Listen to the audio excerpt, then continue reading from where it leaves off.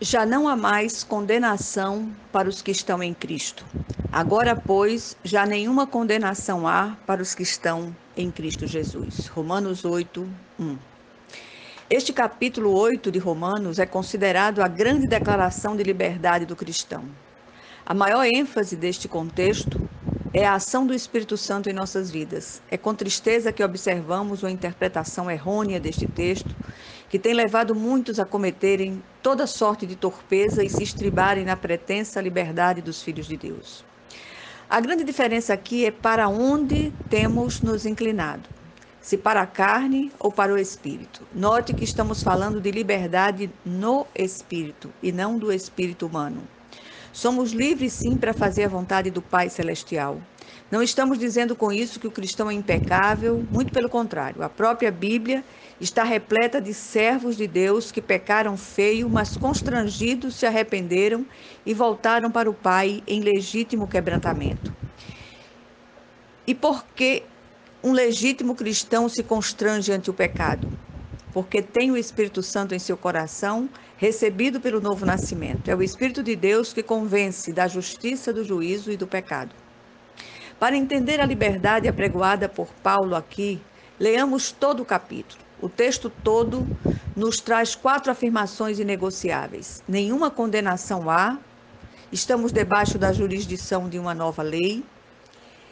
Antes de Cristo, além da lei não poder salvar, ainda condenava, e há os que se inclinam para a carne e os que se inclinam para o espírito.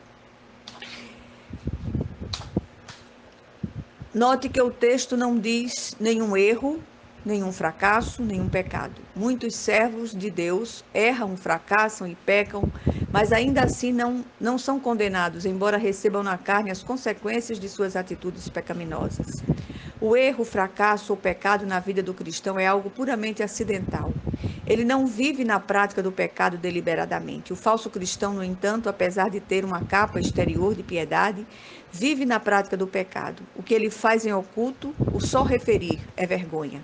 Condenação é sentença que leva à morte eterna. A lei condena, mas o cristão tem uma nova relação com a lei. A mesma lei do pecado e da morte para os não salvos transformou-se na lei do Espírito da vida para os salvos, os que estão em Cristo Jesus. Para uns tem cheiro de morte, para outros cheiro de vida. Isto foi possível pelo sangue de Jesus. A graça nos salva, nos fortalece, nos capacita, nos sustenta e santifica através da lei perfeita, a lei da liberdade. O que atenta para essa lei perfeita será bem-aventurado no que realizar. O sacrifício de Cristo na cruz do Calvário, de forma vicária, substitutiva, fez que morrêssemos condenados pela lei e nele ressuscitássemos para andar em novidade de vida.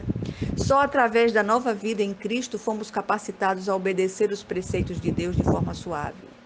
Para os regenerados, os mandamentos de Deus não são penosos. Jesus sofreu os rigores da lei no que tange à condenação, para que nele tivéssemos liberdade e vida em plenitude, vida abundante. A inclinação da carne dá para a morte, e a do espírito para a vida e paz. Não existe território neutro, ou estamos na esfera da carne ou na esfera do espírito. O que o apóstolo Paulo quer nos dizer aqui? Morte aqui significa não só a morte literal, mas toda a ausência de vida em todas as áreas da existência humana, física, financeira, relacional, emocional e espiritual. Agora, quando nos inclinamos para ouvir e obedecer a voz suave do Espírito Santo, o resultado é vida e paz. Deixo algumas perguntas para reflexão. Tenho realmente em mim a natureza divina ou finjo ser um cristão? Que motivação tem me levado à igreja? Para onde tenho me inclinado? Para a carne ou para o espírito? Qual o resultado da minha inclinação? Morte ou vida e paz? Será que tenho permitido que a minha velha natureza controle meus pensamentos e desejos? Reflitamos, em nome de Jesus Cristo. Amém.